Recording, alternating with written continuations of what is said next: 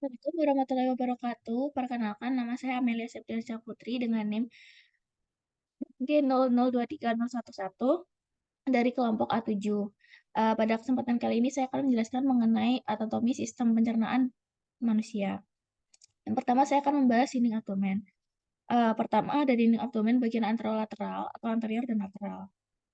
Jadi itu terdiri dari pertama kulit, kedua ada fascia superficialis yang terbagi lagi menjadi fascia kamper dan fascia scarpa. Kemudian ada fascia profunda, dilanjutkan oleh musculi et aponeurosis yang terdiri dari musculus obliquus externus abdominis, musculus obliquus internus abdominis, musculus transversus abdominis, dan musculus pyramidalis abdominis. Terus di bawahnya lagi terdapat fascia transversalis, dilanjutkan fascia extraperitonealis, dan terakhir ada peritoneum parietal. Sedangkan untuk bagian posteriornya, dinding abdomen yang pertama tetap terdiri dari kulit, dilanjutkan dengan fascia superficialis dorsi, lalu ada musculus yang nanti terbagi menjadi 4 lapisan. Nah, lapisan pertama terdiri dari musculus latissimus dorsi, lapisan kedua dari musculus obliquus externus abdominis, kemudian musculus erector spinae, musculus longissimus dorsi, dan musculus serratus posterior inferior. Di lapisan ketiga terdiri dari musculus multifidus, musculus interspinales, dan musculus obliquus internus abdominis. Di lapisan terakhir atau lapisan keempat terdiri dari musculus quadratus lumborum, musculus iliopsoas, dan musculus transversus abdominis. Di bawah lapisan musculus terdapat fascia extraperitonealis, dan yang terakhir ada peritoneum parietal. Kemudian saya akan membahas mengenai muskulus atau otot yang ada pada abdomen. Jadi pada abdomen itu terdiri dari dua muskulus. Yang pertama ada flat muscle dan vertical muscle.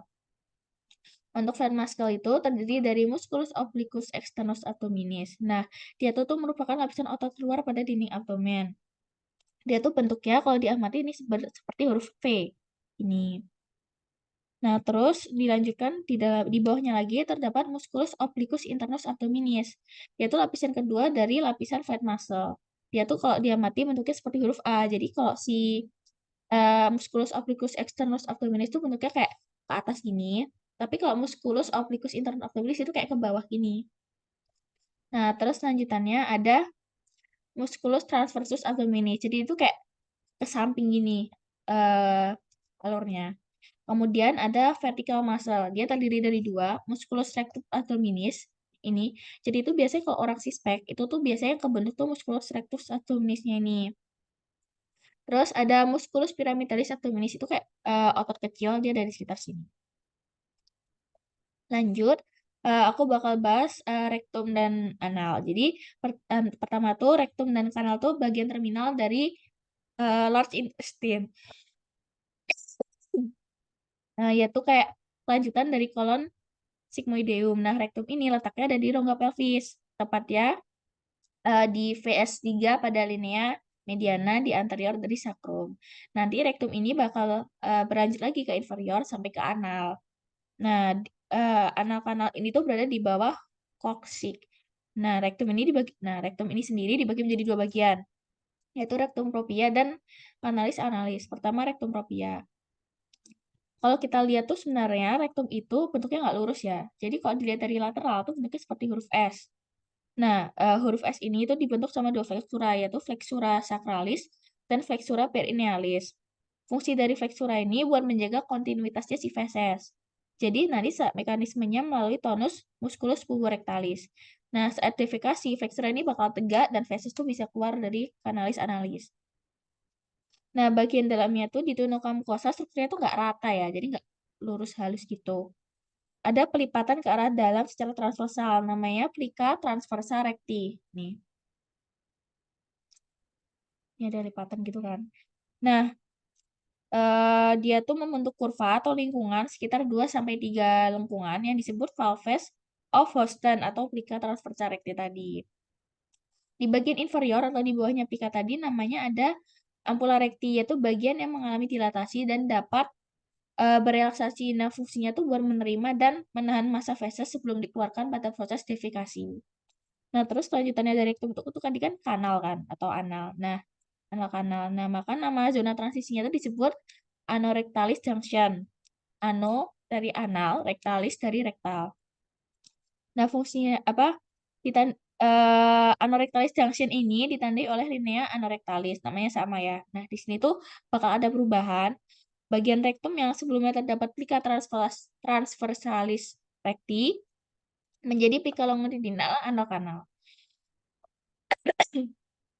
Terus kita bakal membahas kanalis analis.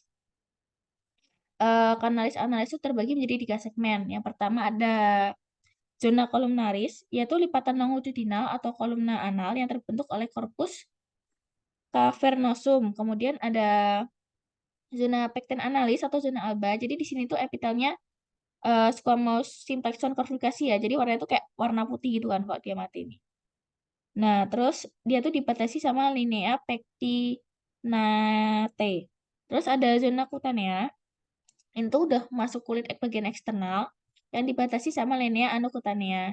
Nah, sebenarnya ada satu zona lagi namanya itu zona hemorrhoidales yang bisa banget terjadi namanya hemoroid atau ada namanya juga internal hemoroid dan eksternal hemoroid yang nanti dibatasi sama linea pectinate tadi, pectinate. Kemudian lanjut untuk struktur permukaannya ini sebenarnya tuh kayak nggak nggak lurus gitu ya. Jadi itu pertama ada kolumna anales. Dia tuh terdiri dari 5 sampai 10 tunika mukosa yang secara longitudinal disebabkan karena anastomose dari arteri dan vena-vena cabang dari pars intramuscularis, arteri rectalis superior. Kemudian ada valvulae anales. Dia tuh kayak lipitan mukosa yang menghubungkan tiap dua kolumna di bagian kaudalnya. Kemudian ada sinus anales, yaitu cekungan di antara valvulae. Kemudian kan anal ini fungsinya sebagai tempat akhir pengeluaran feses ya. Jadi itu dia pasti punya namanya butuh kontraksi otot. Nah, makanya di bagian sini tuh ada namanya otot-otot sphincter.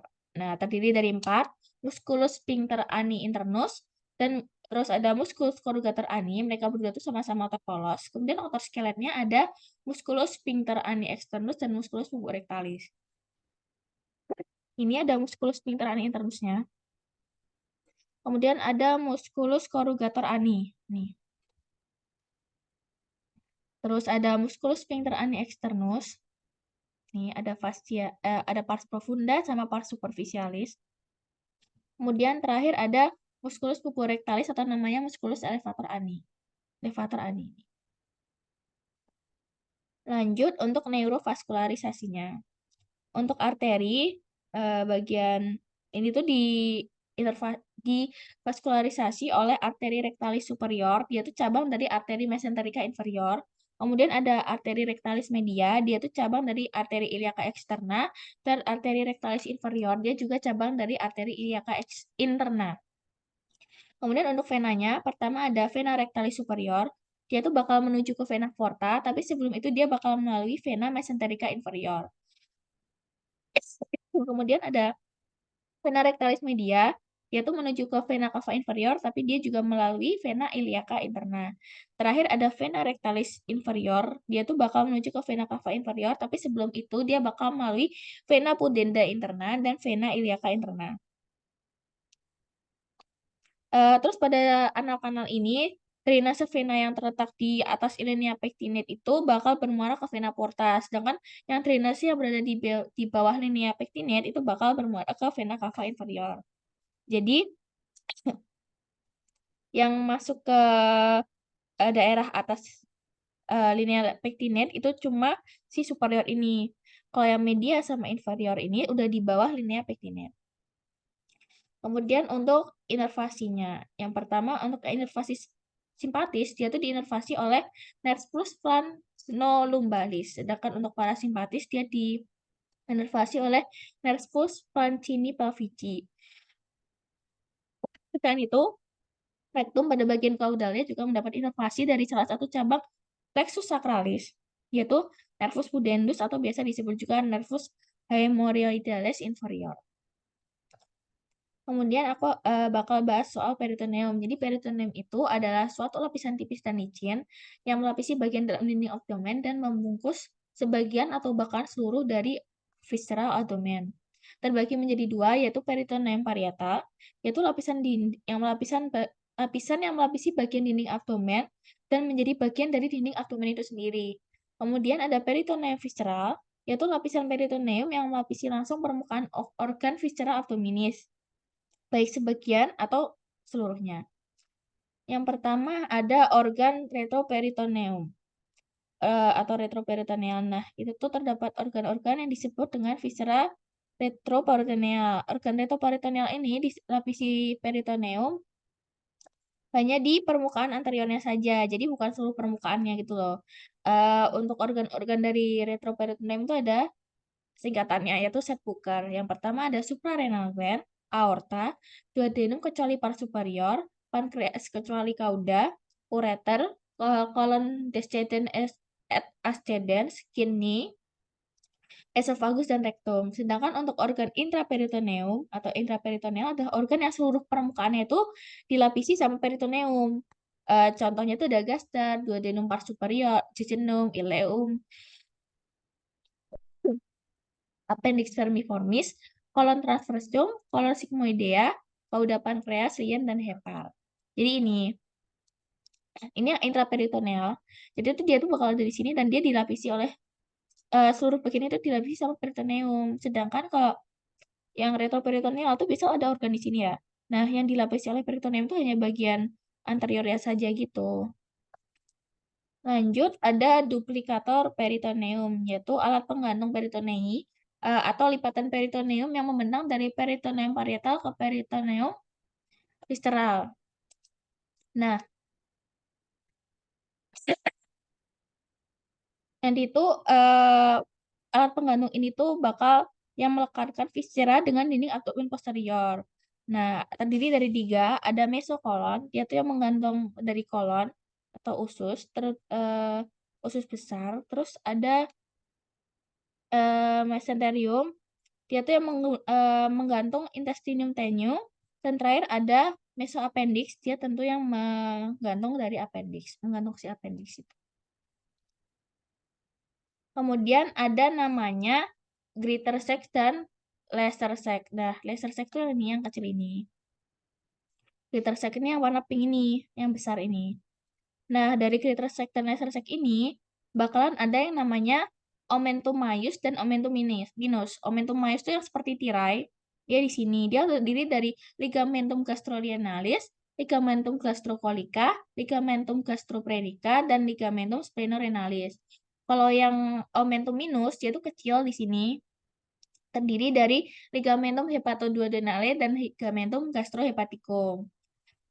Di antara greater sac dan lesser sac ini bakal ada foramen Winslow, yaitu lubang yang menghubungkan antara greater sac dan lesser sac. Jadi kan ini kan lesser sac ya yang warna biru ini. Terus ini greater sac. Jadi ini lubangnya ini foramen Winslow ini yang menghubungkan mereka berdua gitu. Sekian presentasi dari saya, kurang dan lebihnya mohon maaf.